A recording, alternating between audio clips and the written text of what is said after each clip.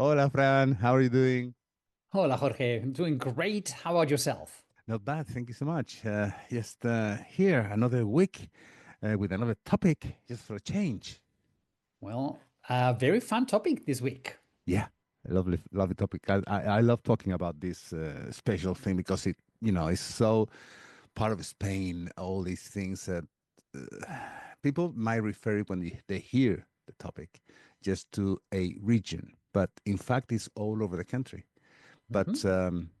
Francisco, what about if we keep this cliffhanger like this and put some intro music and then we tell what it is, topic? Okay, let's get some music. All right, let's go.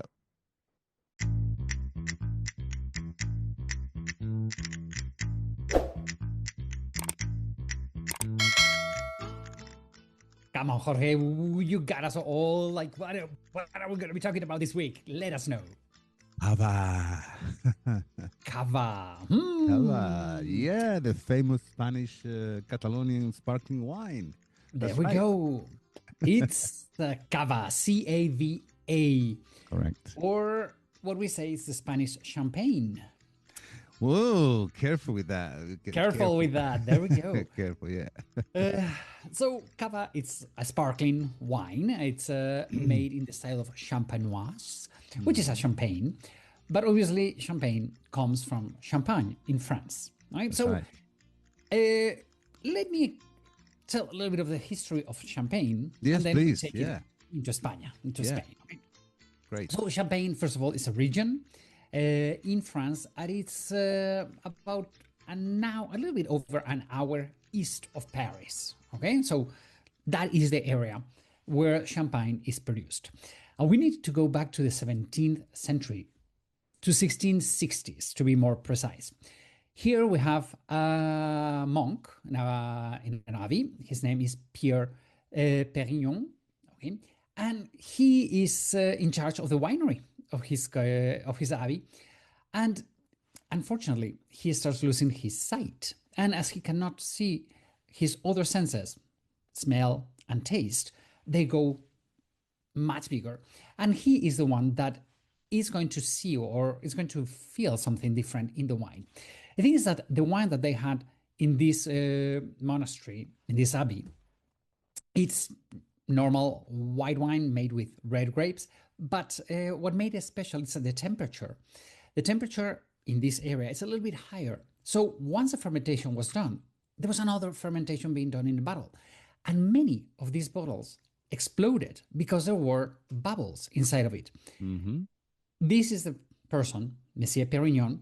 In fact, we do have the big brand, Dom Perignon. Dom Perignon, yeah.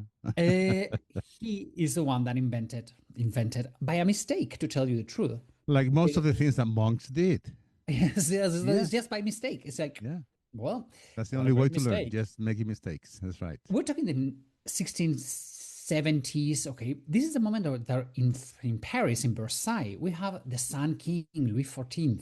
Okay, and the Sun King, in the moment he tasted the champagne, he fell in love with it, and it is only 1 hour by car. Let's say that time a man on a horse is going to be 1 day away from Champagne Mm-hmm. area. Okay, It right. was so easy to supply this new delicacy to the court of Versailles. Okay, that's when it took off. Well, the thing is that they needed to invent a new bottle because the normal bottles of wine they could not resist the pressure and they would blow. I was That's just why. about to say that. Probably the pressure, the Mhm. regular cork wine. Well, the thing is that the normal bottles they didn't work. They need to Mhm. create a new bottle a little bit thicker, Yeah. and the way they would seal them, they all Sorry, Frank, when you say thicker, you mean the glass thicker? yeah. Oh, The glass of a champagne bottle has to be yeah, thicker for the pressure, yeah. and especially the way they would cover them. Okay, Mm. they used to have a different type of corks. This is a moment when they realized that here in Spain and in Portugal, we have corks made of cork. Yeah. And oh, well, leads made of cork. Ah, Well, you know what I okay, mean. understood. So it is that when they came here and they put it, and to even protect it more, they put a little bit of wires around it. Okay, and that is the wires that we have in the bottles of champagne to protect for the explosion. Hmm. So that is what Champagne is all about. We're gonna be seeing Pinot Noir grapes or Chardonnay. The big one is Pinot Noir, okay? But everything changes when it comes into Spain, right? Because it's this French style beverage, magnificent beverage, Yeah. arrives into Spain with the Napoleonic troops. Oh, not before. Not well, yes, there was, but we have to wait until 1808 when Uh-huh. Napoleon Bonaparte invades Spain, his brother Joseph Bonaparte, and brings all of these French style things. Okay, Mm-hmm. Yeah. yes, remember that Louis XIV, the Sun King, he's married to a queen from Spain, Queen Yeah. Maria Therese. But and there's trading and there's everything, but the know-how it is on the 1800s. Okay, 1808 is when the French come over here and they start seeing, and it is when they find out that the grapes and the temperature and the soil, the terroir of the area of Catalonia, it was Mm-hmm. very similar as the one in Champagne. And that is in 1870s when we start producing not champagne, because we cannot say champagne, we start producing cava. Okay. And what about cava in Spain, Jorge? Well, as you were said, it was at that specific year that you mentioned when we started creating that beverage. Let's call it that way. Okay. And yeah, they were following the champenoise method. Exactly the same thing. Exactly the same thing.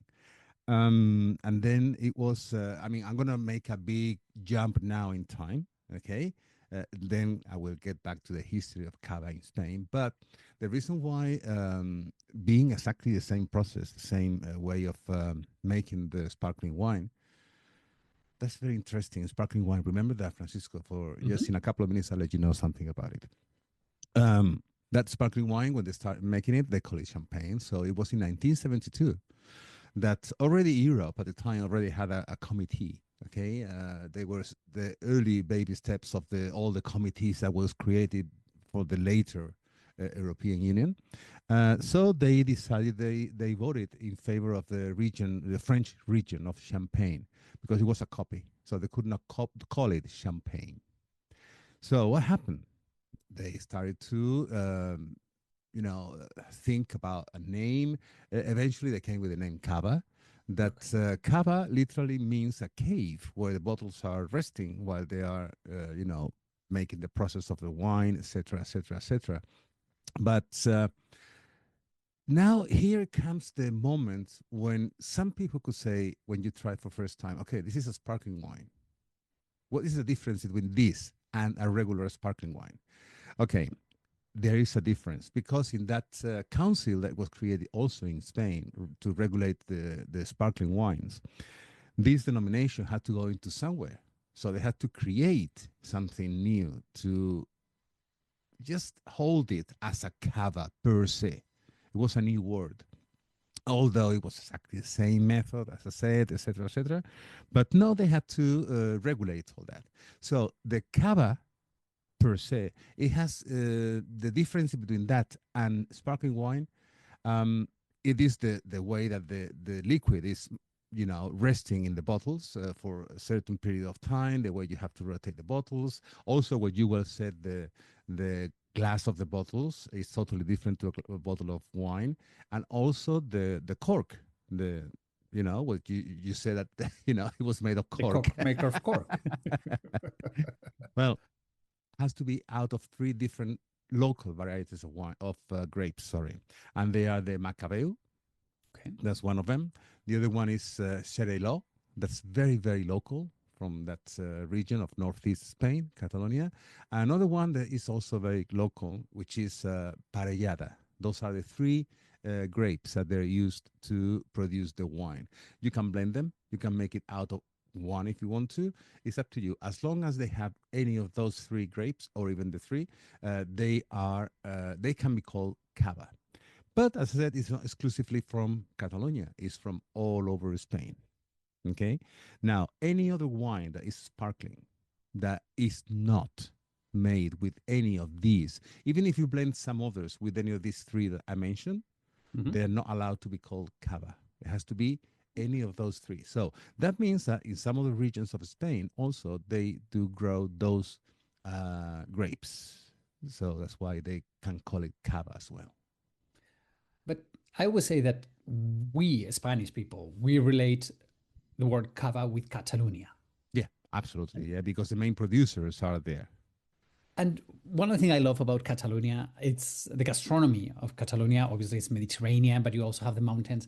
But something I love is they drink cava like wine. Like Yeah. because here where I come from in Navarre, cava or champagne, it is for the special moments. Okay, hmm but in Catalonia, you go and anywhere you can have a glass of cava. It's not Absolutely, like a yeah, fancy yeah, thing. yeah. When you go to a tavern, a bar, a restaurant, or whatever, if you order just a glass of cava, it's just the regular thing among any other wine. Okay, it's regular from there. Also, they have a version of a young cava called champagnette with an X Champagne. at the beginning. At the beginning, yeah, champagnette. It's like a you're gonna get it immediately, Francisco, and everybody will.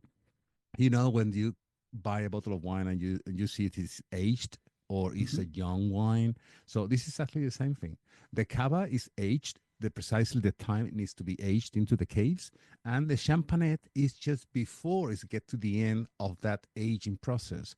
Normally, although they have to be the same grapes, that probably they are, if they are overproducing a lot 1 year and they are allowed to make certain amount of liquid, they or not necessarily that moment, or that point of a scenario, you can produce your own champagne if you want to. And believe it or not, the bottles are like about maybe 4 or 5 euros per bottle. Okay, so it's very Yeah, easy, very yeah. affordable. And not so good thing about it, which is it depends how you look at it. Okay. And with this, we don't want to encourage anyone, okay, to drink if you're not in a legal age or whatever. No, no, no, no. But what happens is that normally that young champagne or champagnette, okay, cava, it is has to be drunk very, very, very cold, almost to the freezing point. So what happens? It goes in very, very quickly because the graduation of alcohol is like a beer. So, but having it in that float glass and drinking it like that, it was like, oh, nice. Give me another one. So after three, be That careful. is dangerous. You have to be careful with that. Okay, Francisco, shall we go back in time just to explain a little bit the history of the cava? Because you said the champagne, and Okay, now, is that all right if I go with the cava? perfecto. Okay, so it was in 1872 when the council was created in Spain. It was with the traditional method, as I told you, and it arrived to a tiny little town in northeast of Spain called Sant Sadurní d'Anoia. Sant Sadurní d'Anoia. It was where they produced the very first bottles using that method, the champenoise method, with the second fermentation inside the bottle. Okay, so what happens at the time is also that the Phyllosphaera plague killed, I would say, 99.9% of all the vineyards in Europe. So they had to start making it with new grapes. That's when they tried these grapes.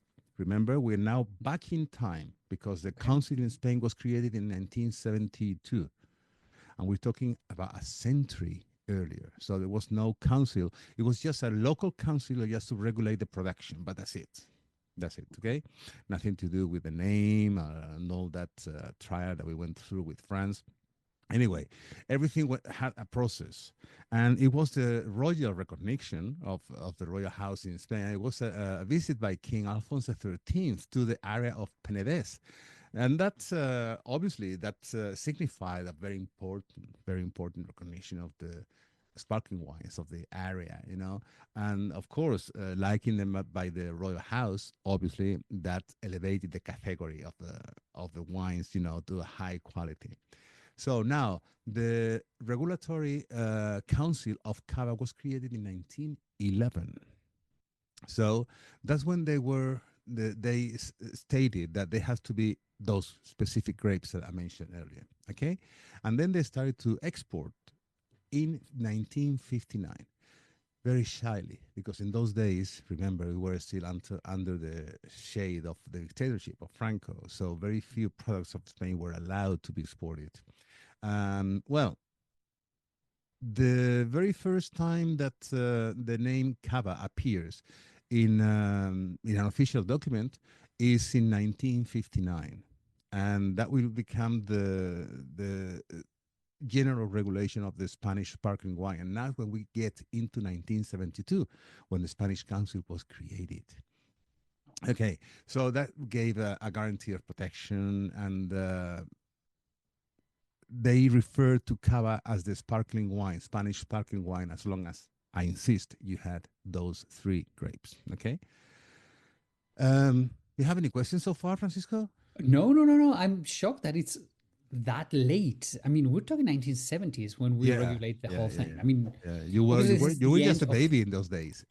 we were babies, but it is the end of the Franco era, and it was Hmm. the moment when economy took up Yeah. in Spain, and I guess Well, it it was took the a few moment to years, but yeah, it regulate. was part of it. Yeah, Yeah, I mean, yeah, we're talking 1972. Franco died in 1975, yeah. so it just makes sense that it's that moment when Hmm. Spain started to go up, up, up, and we changed. I mean, wow, I'm so shocked about the year. I mean, because it's like, wow, this No, is just it's not that far back. It's, I mean, compared with France, obviously, France, as yeah, you say, was 1600s, right? mhm, Yeah. 1670s when Hmm. they created Yeah. the champagne. And Jorge, okay, Yeah. you have said one thing Yeah. that when you toss with a flute glass, but Yeah. you know there are two type of glasses to serve champagne. One is the flute, and the Yeah. other one the more flat. Yes, right. Yeah. Okay, and this is one of the debates in the world. What glass is better? So which one do you prefer? Do you prefer the flute or the flat? As long as there is cava, I don't care.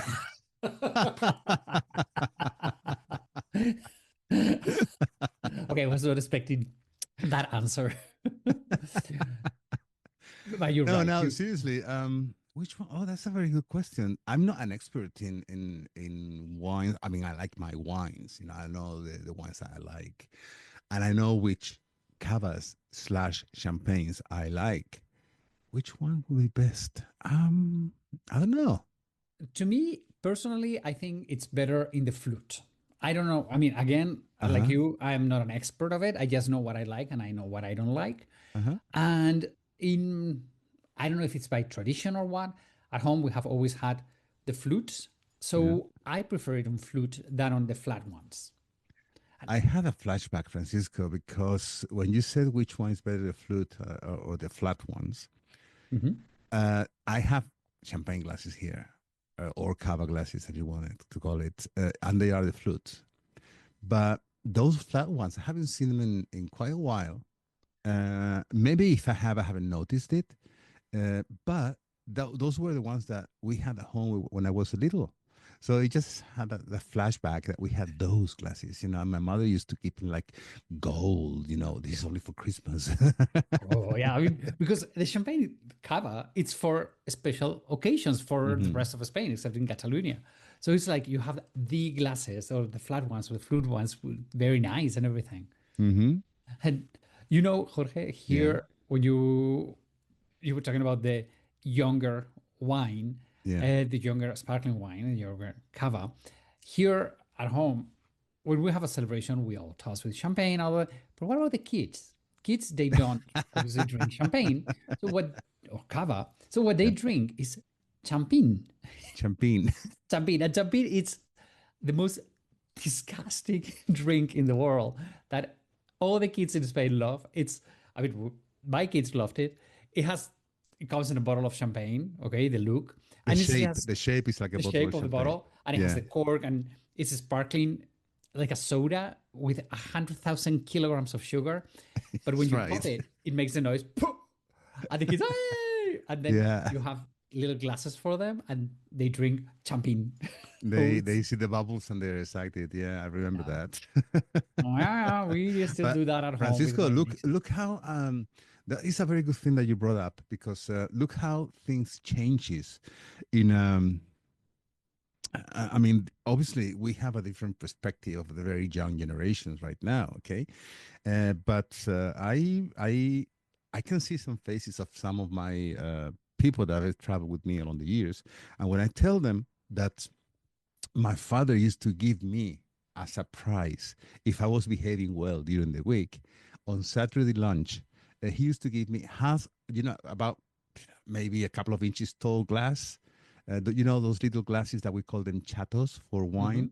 Okay, those it's a glass made out of glass, obviously, Hmm. a wine glass, and he used to give me like about half of that glass with white wine, and then he put some soda in it or lemonade. Okay, and that was my price, and I was like about 8, 9, 10, 11 years old, and so people that get shocked, how can you give alcohol to a kid?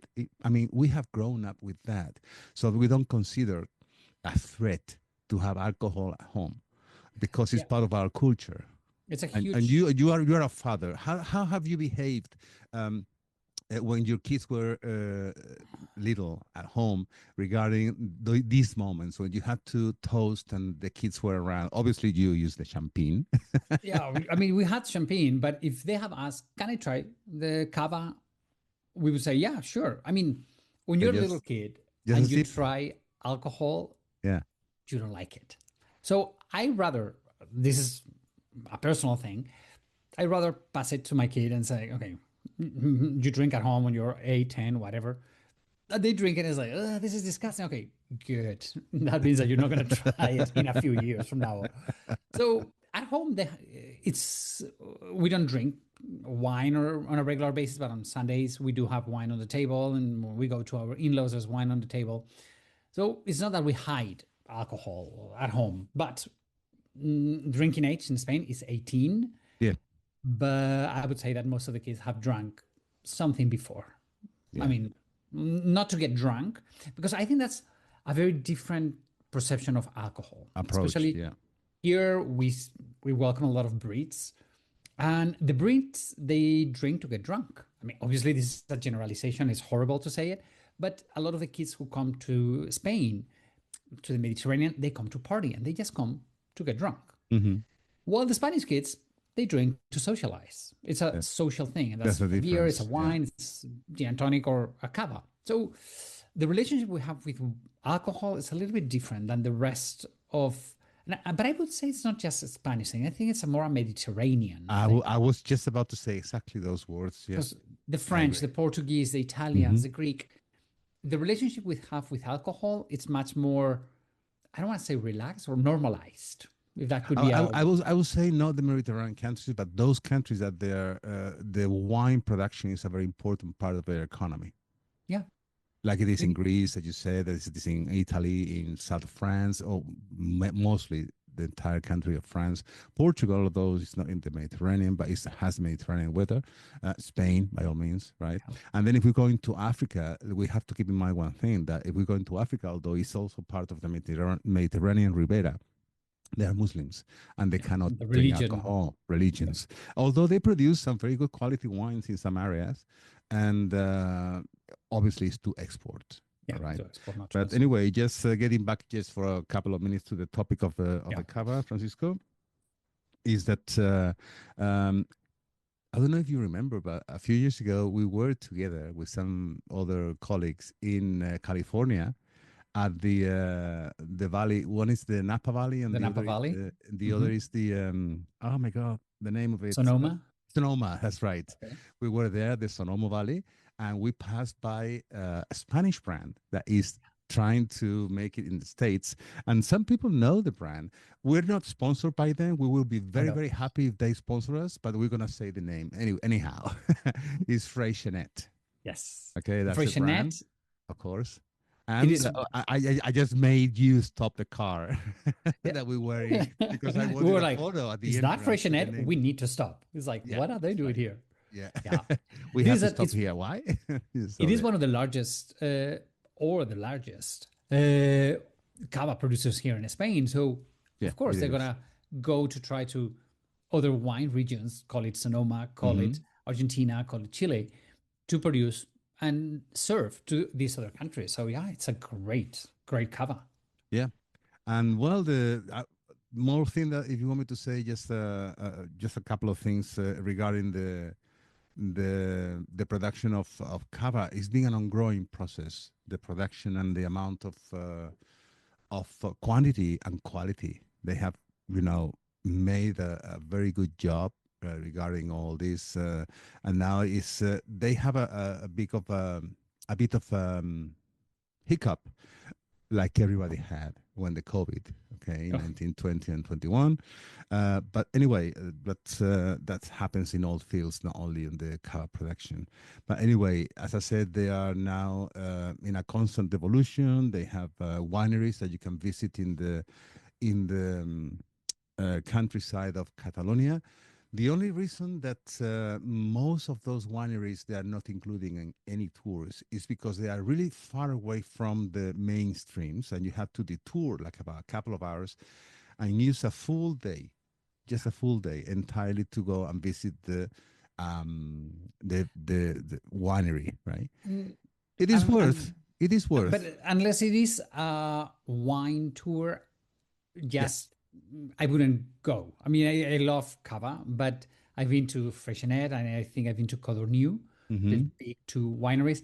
And yes, they're beautiful. Yes, it's They are great. But massive. They have beautiful displays over there. They're very well prepared for all this. They're very. you are going to invest one full day. So Mhm. to me, but Jorge, but for example, on your tour, you don't go to this area, the tour of Catalonia that you do, but of course you toss with Cava.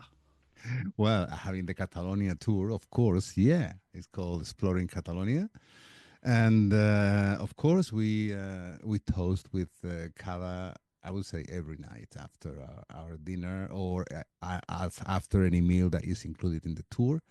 Um, anyway, so yeah, we are there in the region. You have to. You You have have to. It's to. a cultural thing. So you need Yeah, to taste the cava. And correct. Jorge, you can find, our listeners can find about this tour on your website, Mm-hmm. Correct. travelingwithjorge.com. Mm-hmm. And it is a great, great tour, very well designed. Jorge, I've been checking on it.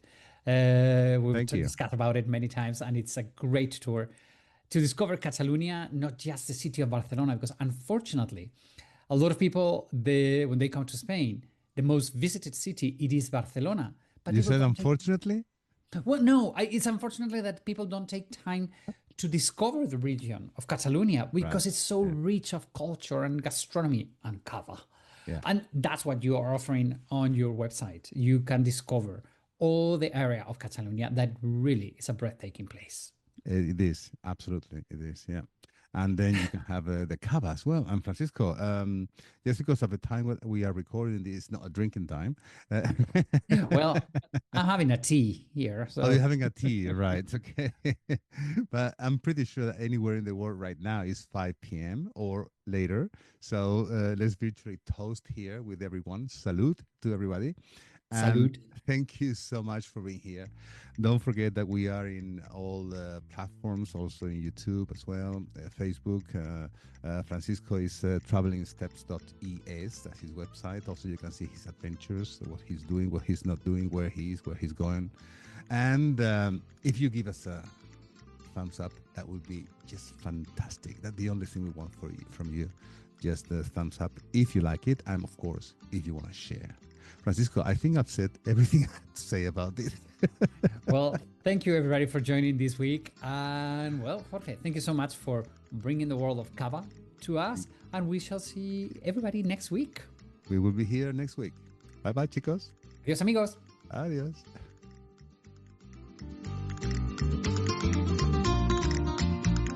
And as usual, we want to thank all our listeners for being there every week, letting us sharing our talks. Follow us in Spanish Loops in Facebook, Spotify, Apple Podcast, or your favorite platform. And in Instagram, you can find us as the Spanish Loops Podcast. No spaces altogether. If you want to find us the quickest way, just Google Spanish Loops Podcast and you will find us. Hasta la vista, amigos. See you next week.